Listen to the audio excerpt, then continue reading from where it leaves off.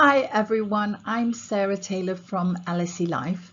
In this video, I'll give you a brief introduction to reflective thinking and writing in preparation for the workshop that I'll be giving with Anne Clinton from LSE Careers on the 13th of January. Please also read the task instructions for your reflective log and reflective essay before that workshop. In this video, I'll first talk a bit about what reflective writing is and why we do it. Then we'll look at a couple of models of reflection that you may find useful. Then I'll talk a little bit about different types of reflective writing and the key features of reflective writing. Then I will have a look at your assignment and finish up with some tips for writing a reflective log. So what is reflective writing? Well, reflective writing is evidence of reflective thinking. And in an academic context, reflective thinking usually involves the following things. So first of all, it involves looking back at something. That something is often an event, i.e. something that happened, but it might also be an idea or an object. It involves analyzing the event or the idea, and analyzing involves thinking in depth and from different perspectives. This is key, and trying to explain, often with reference to a model or a theory from your subject area. And thirdly, it involves thinking very carefully about what the event or idea means for you and your ongoing progress as a learner and or a practicing professional. So reflective writing is much more personal than other kinds of academic writing.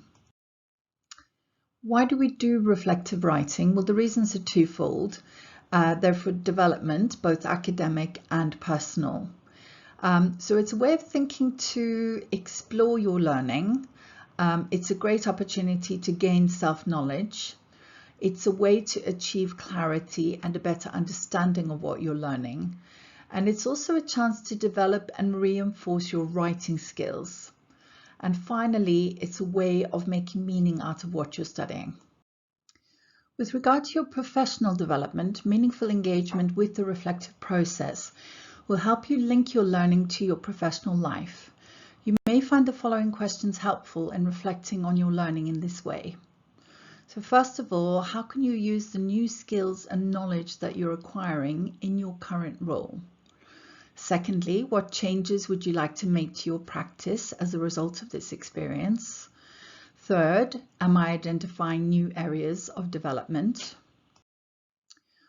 Fourth, what are you learning about your strengths and values, and what impact is this learning having on your work and how you feel about it? Fifth, is this experience impacting on your understanding of what you want to achieve in your work? And finally, are there any other possibilities that you would like to explore and evaluate? Let's have a look at a couple of models of reflection that you might find useful. This first one is Gibbs's reflective cycle.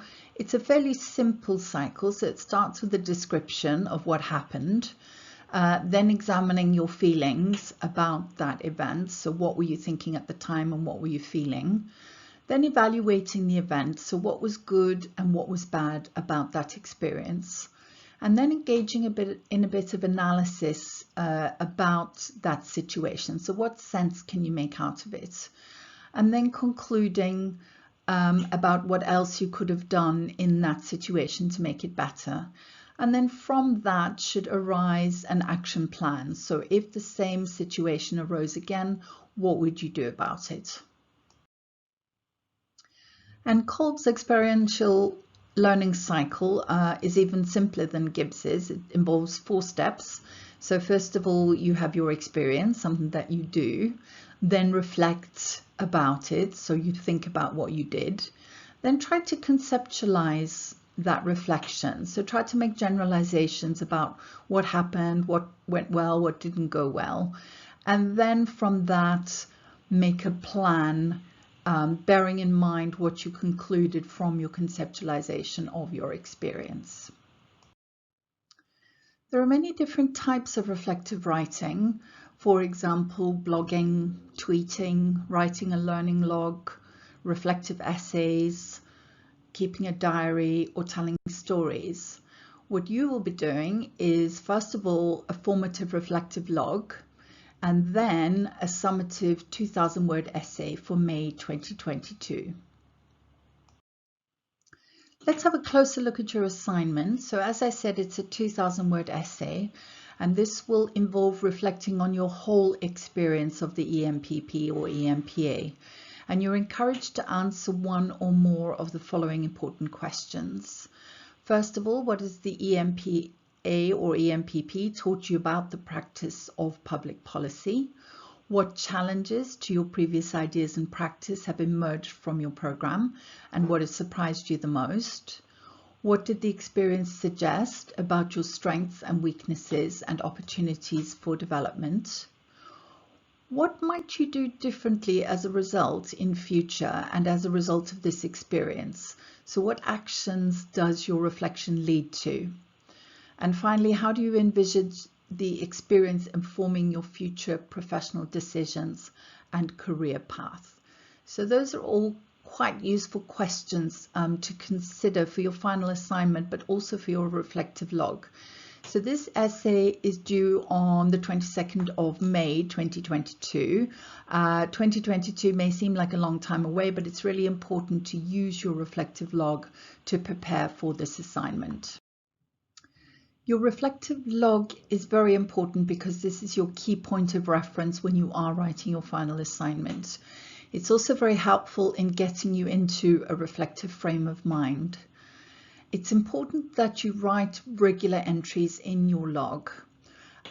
This is partly so that you're not reliant on your memory when writing your final essay. It also helps you to think about experiences in the moment. And finally, it helps to develop your reflective thinking and writing over the course of the year. The length of your entries will vary, but it's suggested that you write between 200 and 500 words per entry. It's also recommended that you write a 1,000-word entry at the beginning of the program just to get you thinking about things right from the get-go. And you'll find that really helpful later on when you write your essay, when you examine the changes in your thinking from the beginning of the program to the end. And finally, remember that it needs to be critical and reflective, not just descriptive. To help you with your reflective log, let's look at a few key features of reflective writing. So first of all, as I've just said, it goes beyond description. So you need to do a lot more than just describing things that happened. Secondly, because you're talking about your own experiences, your own thoughts, it's quite normal to use I or sometimes we.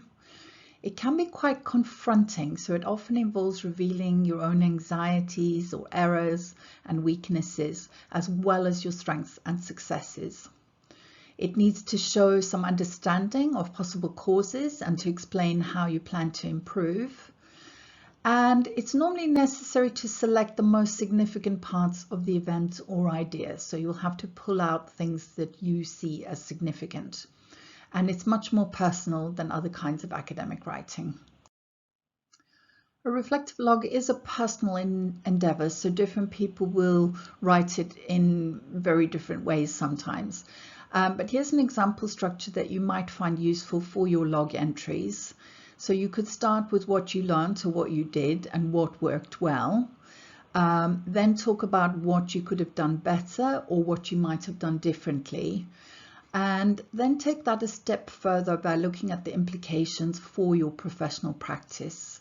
And then finally, what further questions has this reflection stimulated?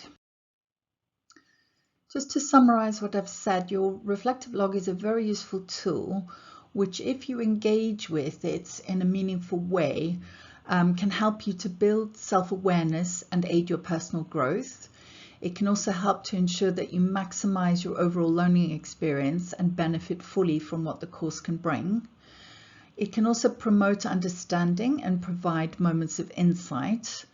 And it facilitates timely reflection in the sense that it makes sure that you don't forget or lose details, and that thereby you have the most complete learning experience.